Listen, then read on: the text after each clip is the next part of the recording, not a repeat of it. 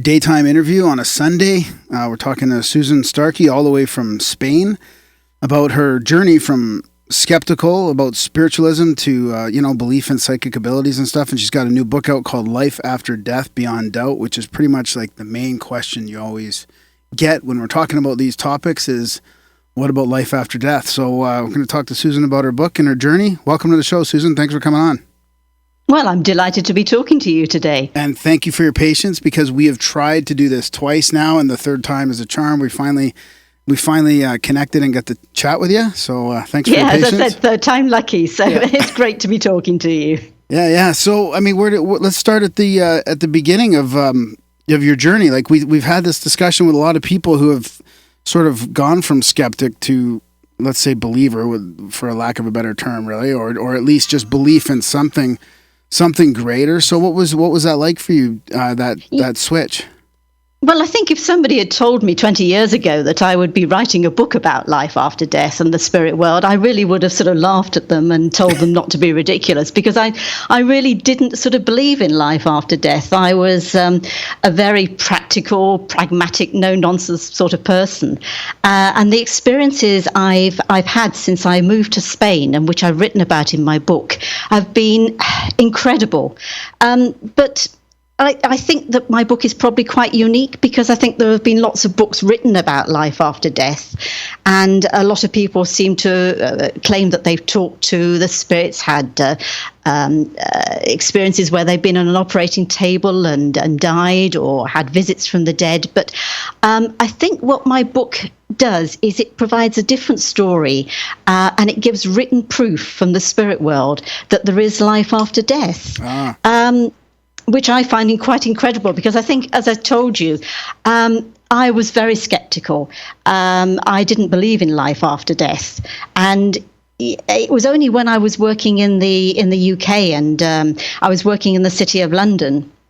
And in fact, I was working for an investment bank, and I was involved in corporate PR, and I was considered to be a very sort of tough negotiator, pragmatic and highly organized.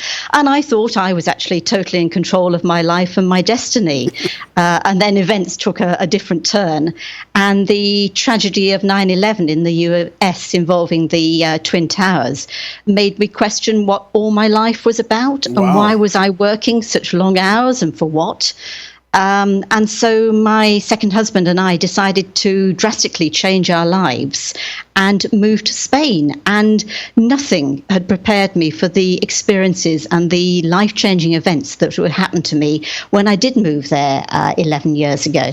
Wow. So tell us more about how 9/11 changed that. Like, was it a sort of a fear thing, or like a realization of vulnerability, or was it more about a conspiratorial take on, like, let's get out of the rat race because I think things it was aren't sort of vulnerability, as they seem, because I was sitting in a tower block in the centre of London, and thinking this could have happened to me if they'd decided to do it to London rather than the US. Yeah. And that is what really made us think, what's life all about? Life is incredibly short, and we wanted to make the most of our lives, which is why we decided to make that huge life-changing decision and move to Spain. Mm-hmm. What made you choose Spain? Well, I did speak a little Spanish to start off with. Uh-huh. I think that's probably what decided. My husband actually wanted to move to France, and we did look at a few places there originally. But then we found the perfect place in Spain, and we fell in love with the place and moved here. And I haven't looked back ever since. Nice. I don't know very much Spanish. You don't know Spanish? Cuibo. Well, I know that. I can just about get by now, but I've still got an awful lot to learn. And the part of Andalusia in Spain where I live, it's very remote. It's way up in the mountains. There are very few foreigners living here, which means that I do have to speak some Spanish. But the people are lovely, genuine, caring people, and I just love my life here. But let me perhaps just explain how things started to change for me when I moved here. Perfect. Because I met some new friends, and they'd been along to a spiritualist meeting. Okay. And for some particular reason, they were convinced that I should go along to the next meeting with them. I don't know why, but I was intrigued by what they were saying. And at the same time, I sort of wondered what sort of nutter was running this spirituous meeting. And so curiosity went out. And I went along to one of the meetings. And that, what was going to be a one-off meeting, turned out to be a series of meetings lasting, well over 4 years. And the guy who was leading this spiritualist group, it actually was called a circle, turned out to be George. And from the start, I was really impressed with George because he wasn't what I was expecting. He was a kind, gentle, genuine person. And I felt very privileged to have met him. And I was intrigued by what George was saying and the meditations that he guided me into. But being the very practical, skeptical sort of person I was, I wondered whether my imaginations, or whether the meditations weren't really just a case of me having a very overactive imagination. And I continued to be extremely skeptical for quite a while. So what kept you going back right away? Like his genuineness and stuff, or just... Yes, I guess so, and what he was talking about. But as I say, I was intrigued, but I remained skeptical. And then one particular day I was going to a meeting, and I left home at the normal time, took the normal route, and as I was driving along, I came across a really nasty car accident. There was a car upside down on the road with a guy pinned underneath it. And I called the ambulance and waited with him for a good sort of 30 minutes. And then when the ambulance arrived, I carried on to the meeting. And when I got there, I apologized for being late, only to find out that actually I'd arrived early. And I, at that point, asked myself whether, in fact, the spirits had made time stand still for me so that I could arrive on time and not miss anything. And I think that was one of my first turning points when I started to question whether there really was something there, that maybe there was life after death and maybe there was a spirit world. Did that guy survive the crash? As far as I know, I didn't hear anything to the contrary. Yeah. Wow. So what tended to happen after that first? Well, I remained quite skeptical, I have to say, until one particular meeting. George asked us all to try our hands at something called automatic writing, which I don't know if you or your listeners know what automatic writing is. But basically, we were given a pencil and a piece of paper and asked to put the point of the pencil on the paper and wait to see what happened. And almost immediately, I found my hand moving across the page of its own volition in a completely different style to my own. A lot of it was completely indecipherable, but there was one word that kept repeating itself, albeit spelt slightly differently as it kept on repeating itself, and that was Eliphali. And then at the end, the words were, "Do what you feel is right." And I was actually quite gobsmacked by this.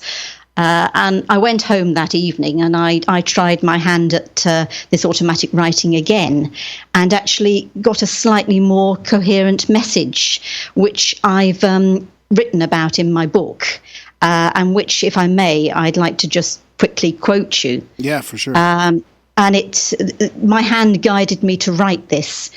"You will listen to me, Eliphali, important within. Listen to what you hear. I am Eliphali. I am your guide, and I will help you to see and hear. Listen to me. Just be yourself, and you will be placed in vision in what you do. I will be there, and so will others, to help you to see where you are going. I think you must listen to what we are saying to you. You will understand, and you will learn. Listen to yourself." And I have to say, I still tended to be a little bit cynical. And so I wanted proof almost. And as my automatic writing continued and I carried on talking to this spirit guide of mine called Eliphali, I asked him to tell me about himself because I wanted verifiable proof that there was something there. Right. And he guided my hand, and I wrote that he'd had a previous life living in Libya. And he told me that he lived in the south of Libya in the desert near water. But most importantly, he told me the name of the place where he used to live. And that was a place called Orbari.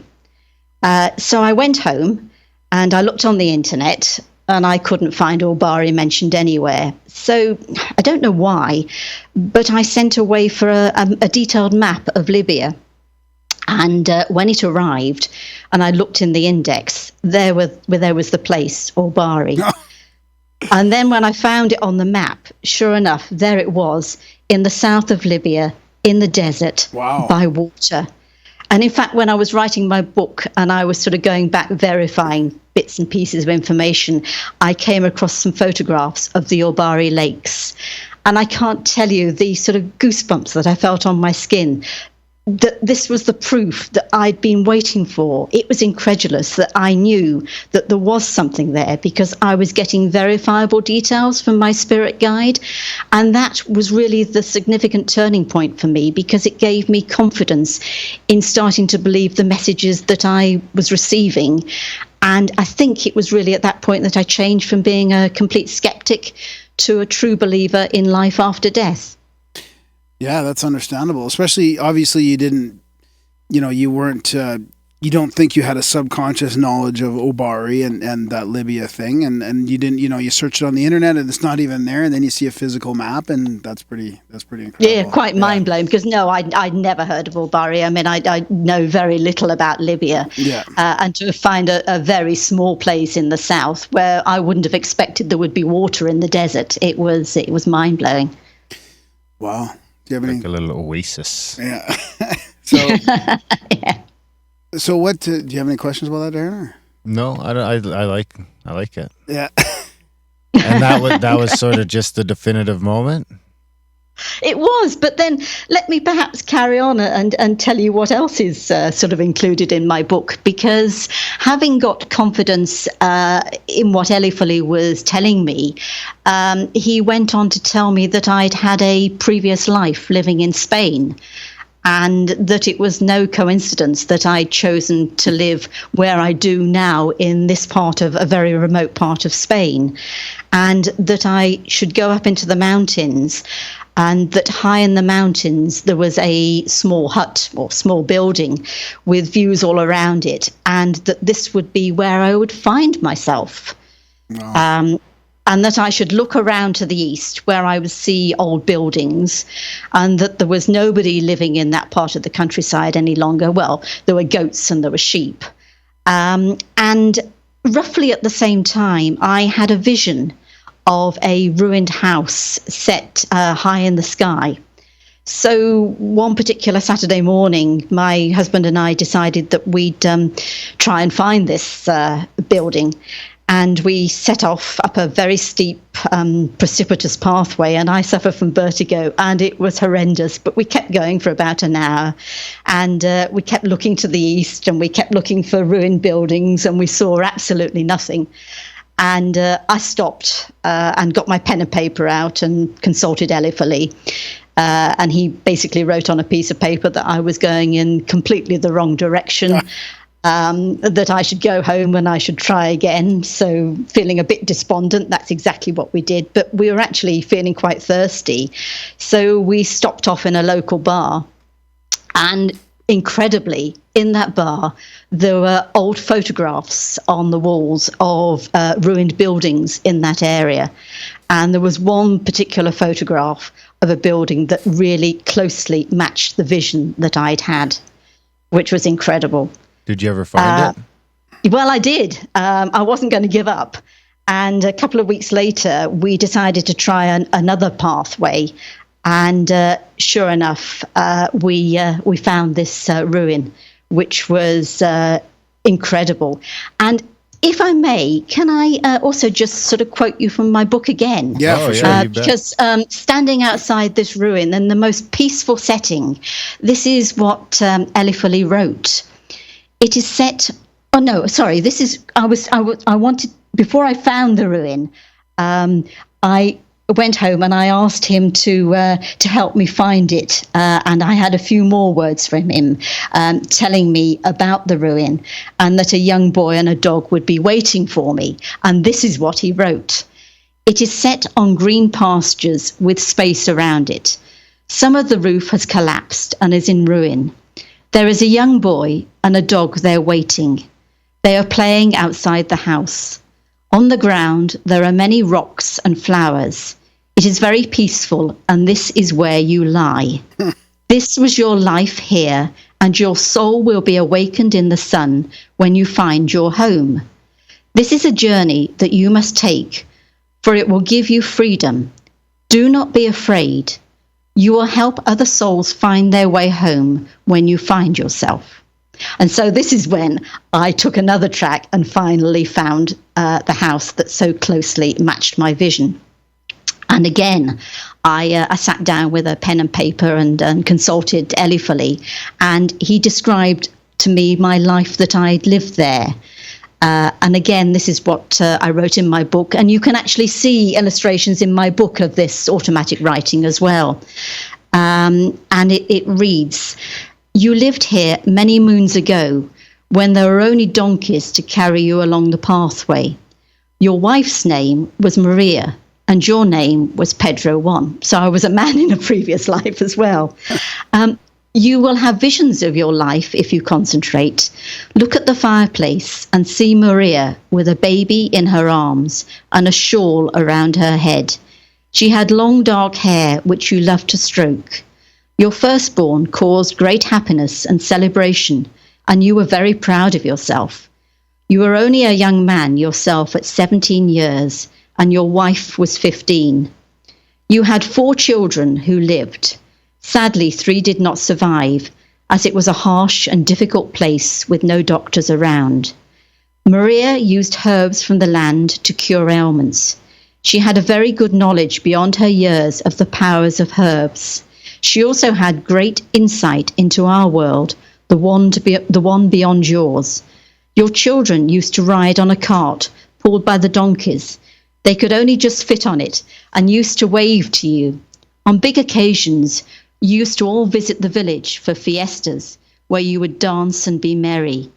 You can feel yourself standing on your land, highlighted against the sky, looking to the mountains, looking to the future, which is now." Wow. Which was, mind-blowing again. And I was quite shocked by this discovery. So what was the feeling like going up to this place when you know that that's exactly what it looks like? And besides the obvious, synchronicity of it and hearing about all this, was there physical sensations, or did you feel any kind of energy there as well from knowing it? No, just I guess a sort of shivering that I always had this feeling that I'd come home, that I knew this place, and I just loved all the peacefulness around me, and could imagine having lived there. But I was so blown away that I wanted to find out who owned this ruin. Mm-hmm. And I sort of asked around and was amazed to find that, in fact, my nearest neighbour was the person who owned this ruin, which was incredible. So I sort of plucked up courage one morning and went down to have a chat to her, bearing in mind she speaks no English and I have limited Spanish. But she confirmed that her grandfather, Antonio, was the last person to live there. And Antonio was the name of my first son given to me by Eliphali. And I asked myself whether, in fact, my neighbour was my great-great-granddaughter. Yeah. And her children and her grandchildren were, in fact, my long-lost family, which, is quite mind-blowing when you sort of think about it like that. But I consulted Eliphali again because I wanted to know a little bit more. And again, if I can just sort of quote you what he guided my hand to write, it is a good idea to check records of who lived in your house so that you can learn about your family. The names of your children were Rosa, Luisa, Antonio, Pedro, Pepe, Juan, and Maria. The names of your children who died were Pepe, Juan, and Luisa. Antonio and Pedro continued to live in the house, but your 2 daughters married and went to live with their husbands. Antonio and Pedro had children, and their children had children as well. They are the ones that are still living. Yes, Antonio is your son, and your neighbor is your family. Wow. Yeah.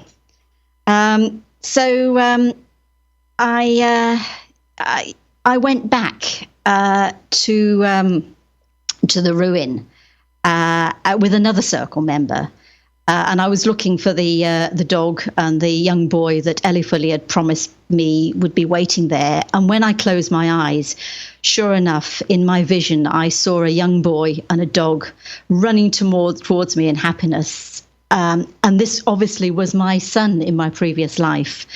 And the 3 of us clung together and walked towards the sun, a vast bright light, which we disappeared into. And that was an amazing feeling. So I wanted to know more from Elifuli, and I wanted to know more about the life that I'd led there. And again, I'm just trying to find it in my book. He said, yes, you are looking and you are seeing. Your dog is very happy now that he has gone to the sun with you and your son. They have waited a long time for your return. Imagine what it was like when you lived here. There were many fruits to eat from the land, and you had many animals which you used to walk with. Sometimes, with your son Antonio, you were very happy together. This was your favourite child, as he was your firstborn. Look to the right and see into the distance. This was the way you used to walk to your friends. There is so much peace for you here. Listen to the birds and their song. You can feel children around you and your father, who is getting very old. Feel the wind around your face in the sun and know that you have peace and happiness. Yes, this is where you are buried, and it is only you who are now feeling great sadness as you look out across your favourite view. You used to sit here for many hours just looking and listening to the birds and the water. Know that you have found yourself and can be released to carry on. And while I was talking to Elif, and my friend, my fellow circle member, was sitting quietly meditating, and she was able to tell me how I'd actually died, which was incredible. I'd apparently gone out early one morning to catch rabbit, and something had disturbed me, and I'd fallen into a ravine, and I'd been unable to get out, and that is how I died. Wow.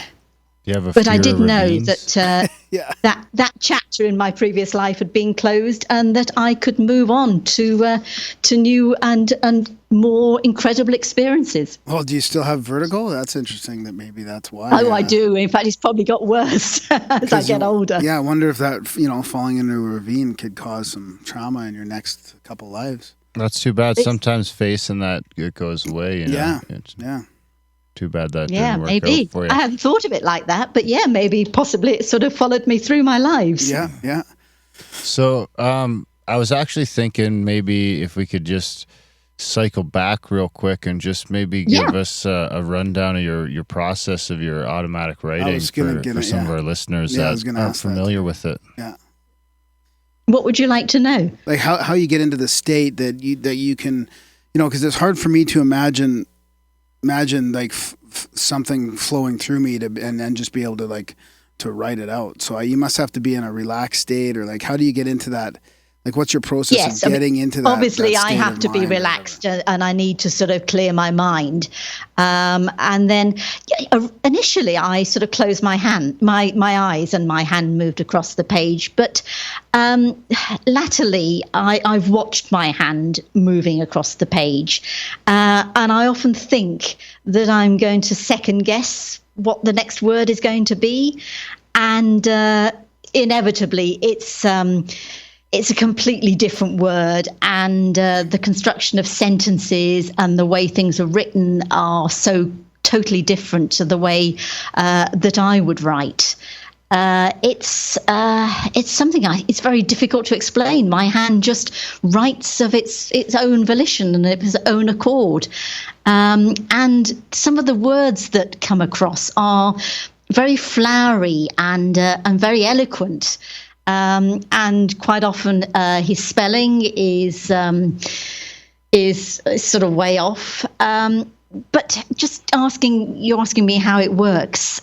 Generally speaking, the day before I want to communicate with my spirit guide, I tell him that I want to talk to him, so that, if I've got a particular question, I also give him advance notice as well, so that he can think about how he's going to answer me, I guess.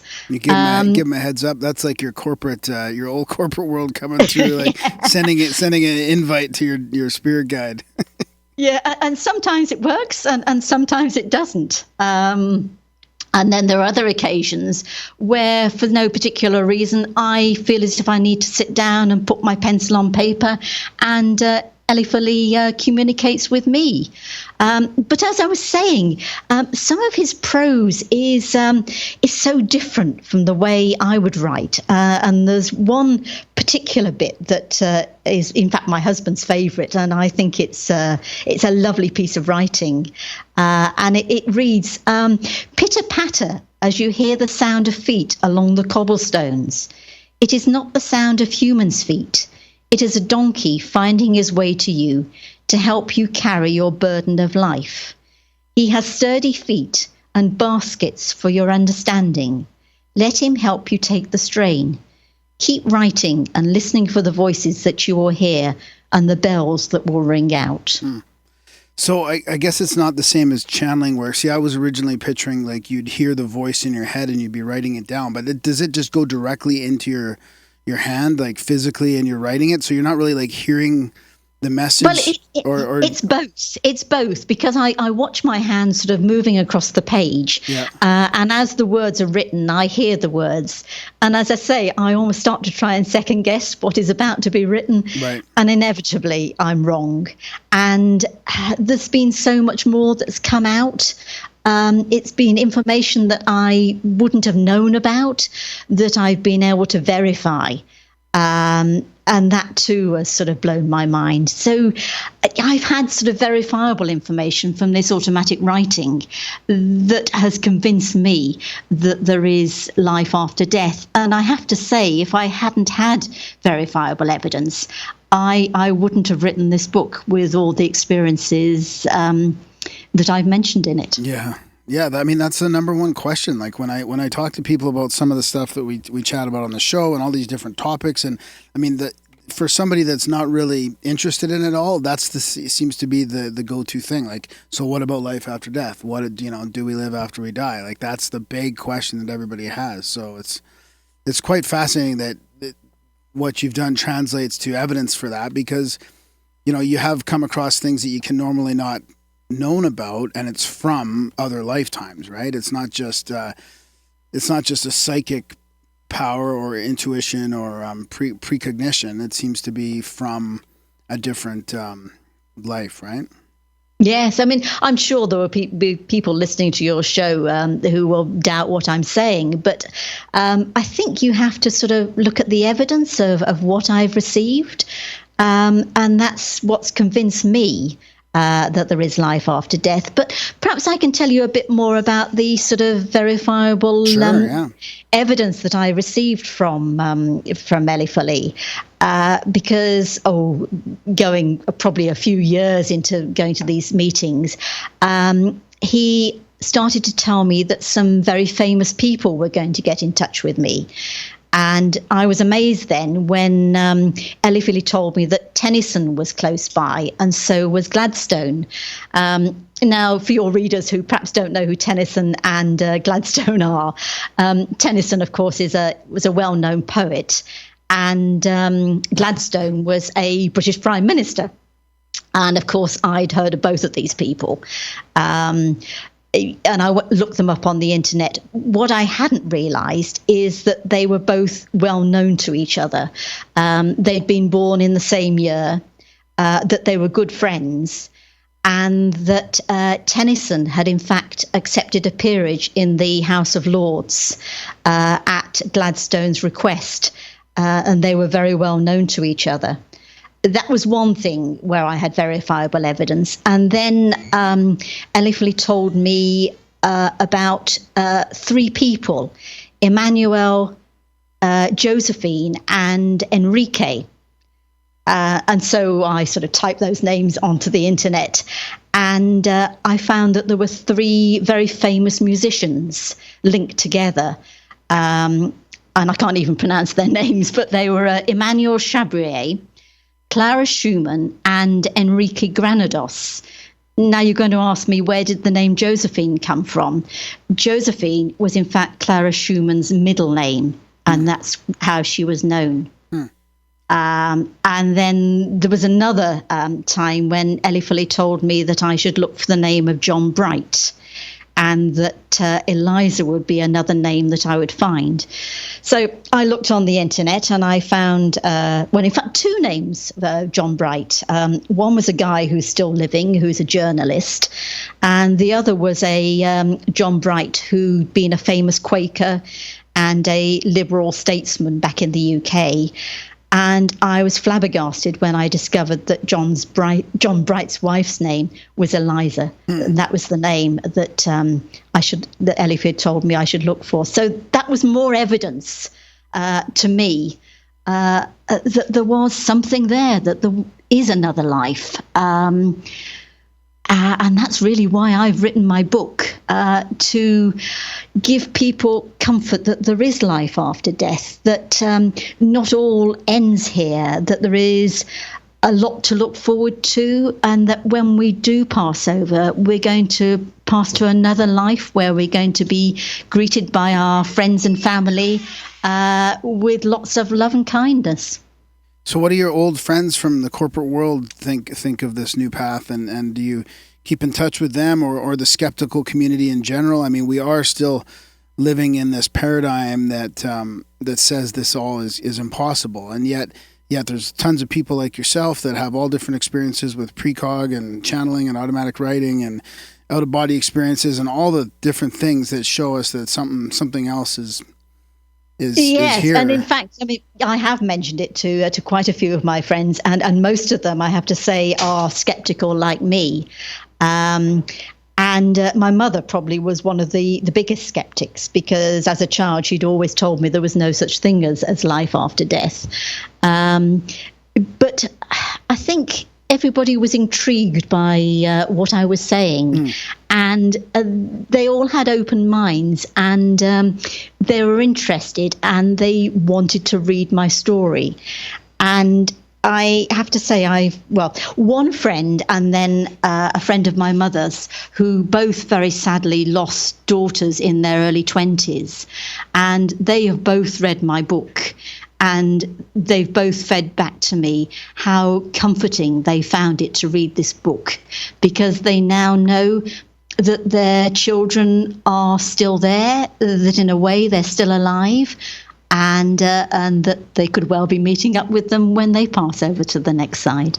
See, I think this is what's helping the paradigm changes. People like yourself who, let's say you're a trusted person not in your technically your past life, but in your former corporate life and all that, and then people see your transition, and a certain amount of those people are going to trust what you're saying and open their mind a little bit. I mean, this is part of the part of the big change here, is people like yourself sharing your experiences now for other people to open up a little bit.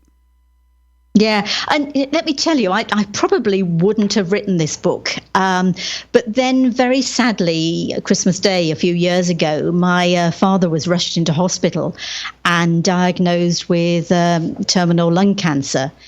And he again, in my childhood, had told me there's no such thing as life after death. And we had a lot of conversations about what he was facing. And then he asked me, do you think there is something there after we die? And I knew then that I had to write about my experiences so that I could help others understand that there is existence beyond the grave. Yeah. And there's nothing to fear from the unknown, and that's why I've written my book. So do you think you do pass on with these memories and these soul groups of families and things like that, or is it just like a completely new thing when you start back up? And if so, I'm wondering how that works. How, like, does everyone sort of wait on the sidelines? How like the reincarnation works? I think you must pass on with memories, because you do have spirits who do communicate back with their loved ones in this life. So they must have some sort of memory to be able to do that. It's almost like you lose that memory when you get to the physical realm again, though, in a way, unless yes, I don't think you come back with memories. Actually, having said that, I think there are a number of young children who have memories, which they lose after the ages of about 5 or 7. Yeah. But there are sparks of memory that come back to them, and they might even mention something to their parents, and their parents are bemused because they don't know how they've got that information, and it couldn't have come from anywhere else apart from a previous life. Yeah, and there's other way, and you could probably access it through other forms of altered consciousness and meditation or whatever. I mean, similar to your automatic writing. I mean, if you get into that susceptible state where maybe you can access. I've had a couple past life regressions, and it's been pretty interesting, for sure. Yeah. And let me tell you perhaps another part of my book, because having sort of had all this verifiable information from Eliphaly telling me about the previous life I'd led, I'd like to talk about lost souls.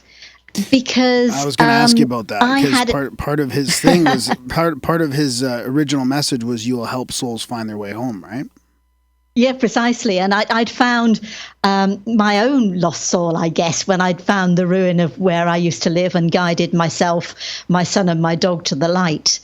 And I'd been at one particular circle meeting where there'd been one of my other fellow circle members had seen an American soldier who he thought was a lost soul. And he'd sought guidance as to how he could get this guy to find his way to the light and to pass to the other side. And I'd asked George and Eliphaly whether that was something that I might be able to do. And one of the messages that I got from Eliphaly was, you will discover more when you go to the east. There is a beach waiting for you. You will know when you have arrived. And I didn't really think very much more about that until we went on holiday to Thailand, which of course is in the east. And early one morning, we took a walk along a beach, quite a remote beach, and it wasn't a particularly attractive beach. And we walked for quite a long time. And then we came across what could only be described as a graveyard, very overgrown, but there were lots of pegs sticking out of the ground, and there were parts of boats scattered all over the place. And I knew instinctively then that it was an area that had been affected by the tsunami of 2004. And I then had a vision of a young woman walking towards me wearing a sarong with a child balanced on her hip. And I realized that she was a lost soul. And I told her to look towards the light and watched her and her son float towards it to join their loved ones on the other side. Wow. And at the same time, I was conscious of a lot of other lost souls pressing around me. And so I sat down and prayed for these lost souls. And I felt this incredible rush sweeping past me as they too headed for the light. Wow. And that was the most amazing, incredible feeling. Wow, yeah. Holy shit. So like have you a spiritual tour guide? Yeah, well, yeah, there's the whole, I mean, the Monroe Institute has a whole program around that, right? That it's like you go into training for, I think it's a week, maybe, like, you know, and you're meditating in these chambers with their hemisync music. Have you ever heard of the program through the Monroe Institute?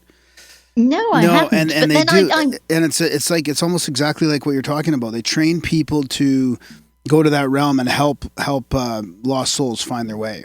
And I think it's the Soul Rescue program or something like that, or Can I be a Spirit Ghostbuster? Rescue. Yeah, I want to go and deal with the guys who are causing trouble and won't leave, and I'll go like round them up.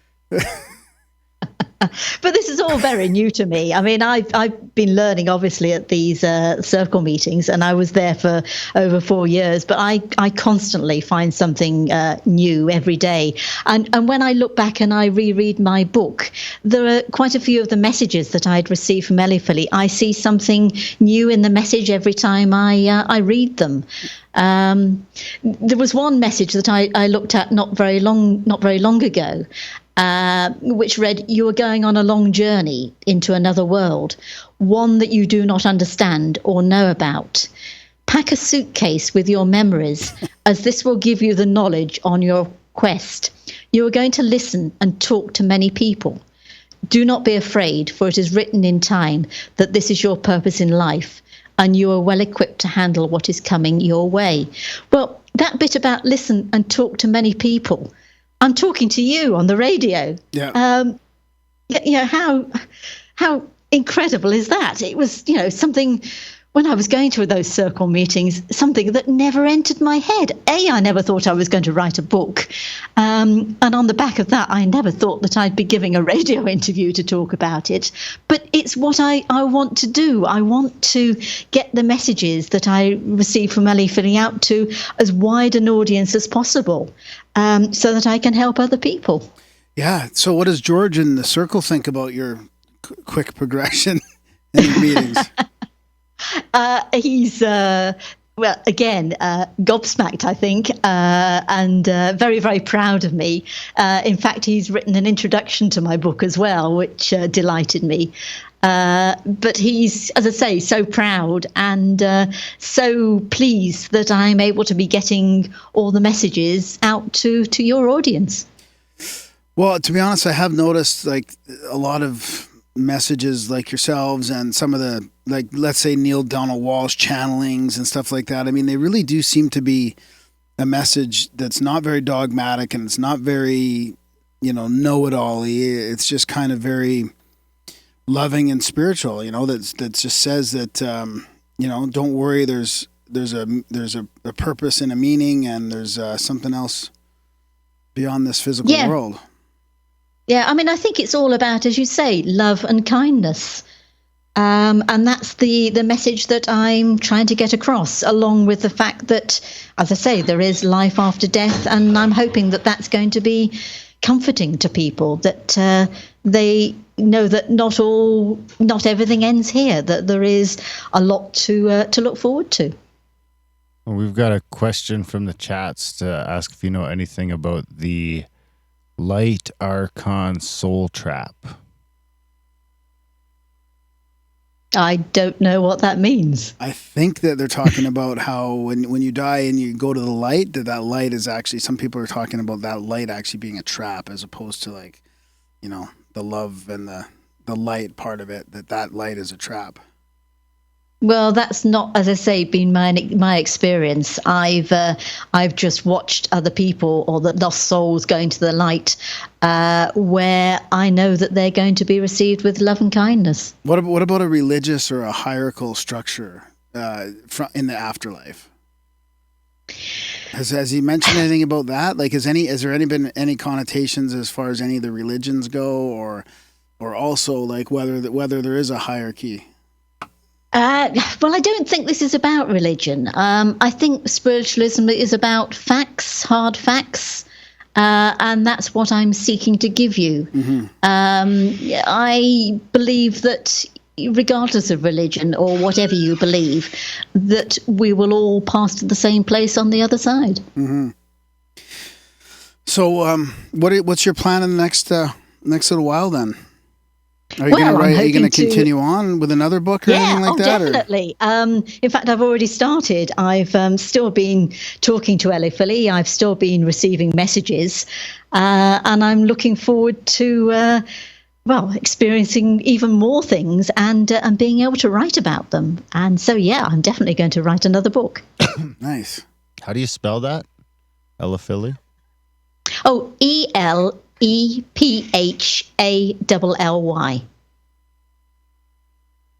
I wonder where that's from, that name.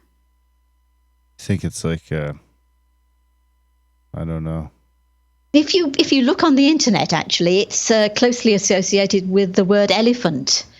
So an elephant means big things. So maybe this book is going to achieve big things. I don't know. Hopefully.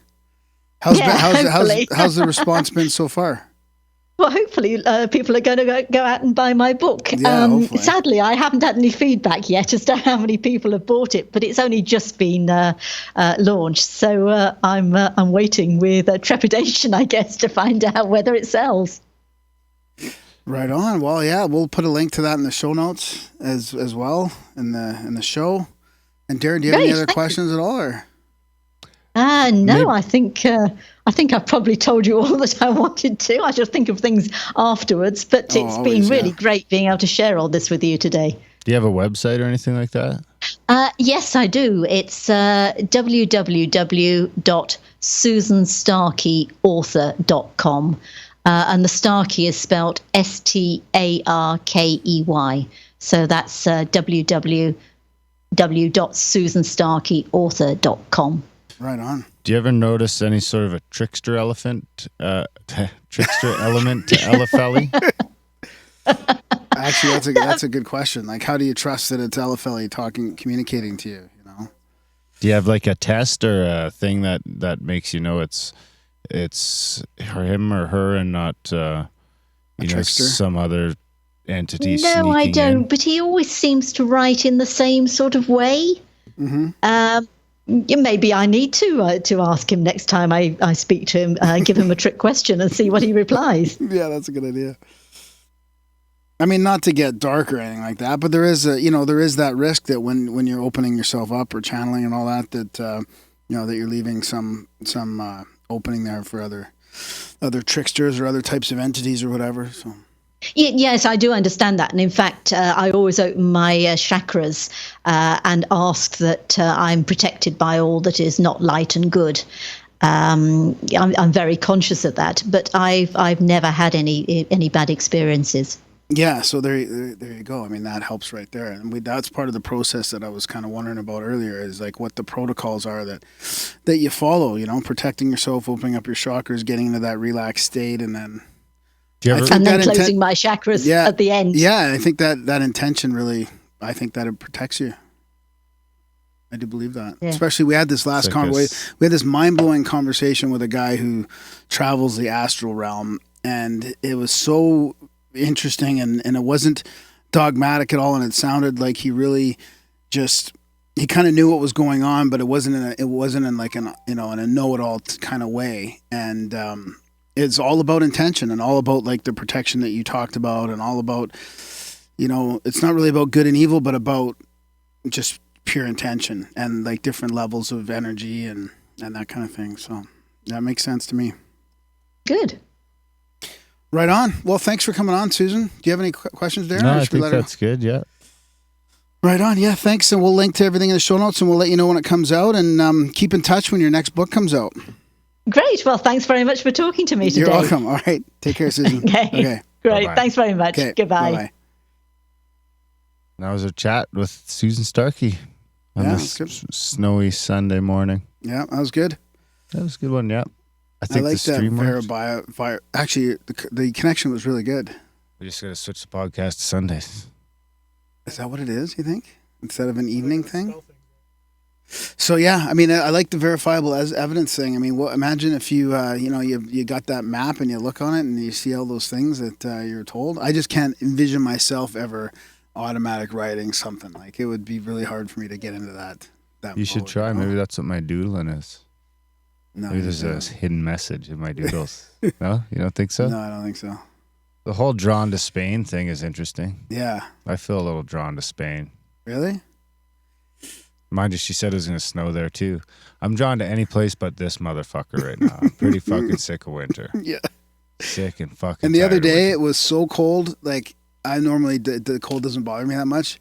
But it was that wind chill that, the feels like cold that was really bothering me. Graham comes around to the feels like. And it was in April. It felt like it was colder than the coldest days in January and February.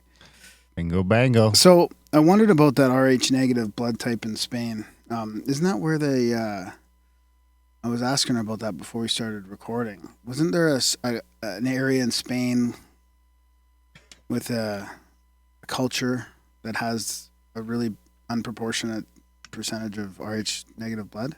I don't know. I was thinking. I think there's a song about Spain and something. I thought you were gonna break into a song. No. Hey Google. The Basque. Hey the Google. Basque Where's region. the place in Spain with all the RH? It's the negative? Basque region. The Basque region of Spain. Yeah, Basquees. What's that mean? And antediluvian civilizations and Rh negative blood. Antediluvian? Yeah. They're against floods? Maybe that's why I thought Andalusia, antediluvian, kind of the same. They're against floods? They're against floods, or they just survive the floods? What are you doing? You playing music? Hey Google, where's the Basques? Sorry, I don't know how to help with that. This is the biggest piece of shit ever. I can't even believe it. Google, you should be fucking ashamed of yourself. Oh, that's terrible. I think you have to sign up to Amazon Prime to actually. It's not Amazon, it's Google.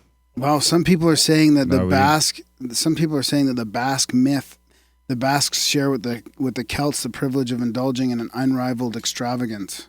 You know what I was thinking it was? It's the rain in Spain falls mostly in the plains.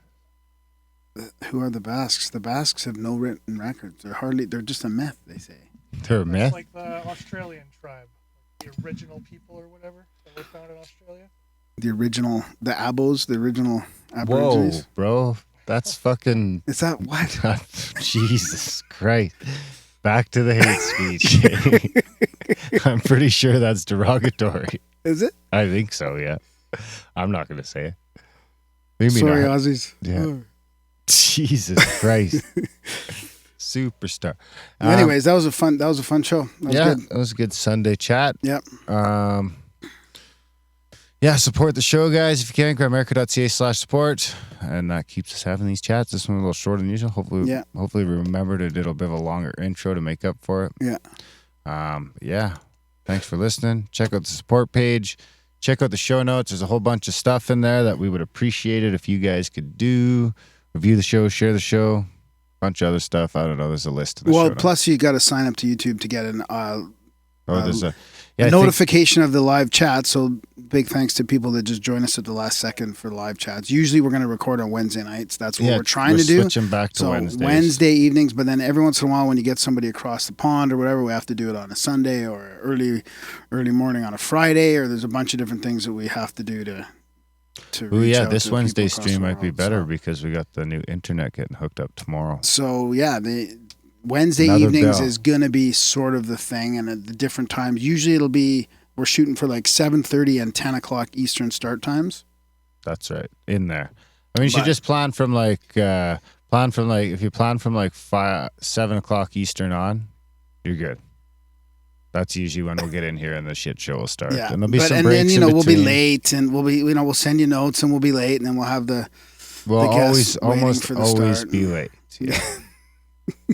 I wonder if we could figure out a way to queue up some sort of like little fucking thing that Brody could easily play a little like highlight clip or some jingles or just something so that people know we're coming. We haven't just lied. We always show up, sometimes up to an hour late, but we'll always be there. So yeah, sign up for all that stuff and you get known. Hopefully the stream will work as well on Wednesday as it did today because we are getting a new internet connection in here. So we'll be running dual 150s. Nice, really, eh? That's good. So hopefully that'll help out. So there you go, guys. Subscribe, like on YouTube if you want to get those updates when we do that live thing. Of course, we do it on Spreaker as well. There's a bell. If you go in Spreaker, if you're mobile and you don't want to be on the YouTube, there's a Spreaker, grimerica.ca/Spreaker, which we signed back up for begrudgingly. What's the bell? That's a note. Then you get a you notification hit the bell to get, whenever we go live. Okay, good. Yeah, but so if you go to the Spreaker, that's the audio only, which is a lot easier to handle a stream if you're out driving out on a boat or no do to boot it. All right. I think that's about it, guys. All right. Thanks for listening, and we will see you next week. Ciao.